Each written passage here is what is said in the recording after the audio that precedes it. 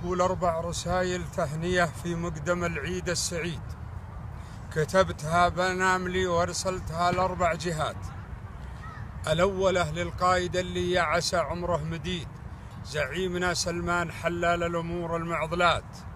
والثانية تنصى محمد راعي الراية السديد، تنصى ولي العهد محمود السجايا والصفات. والثالثة للنائب الثاني عمى عين الضديد، اللي خدم الراس سلمان الفعول الطيبات. والرابعة لأبطالنا اللي تدب الخصم العنيد، اللي على حد الوطن مثل الجبال الراسيات. حنا قضينا عيدنا في الأمن واللبس الجديد، وابطالنا قضوه بين مدرعات وطائرات.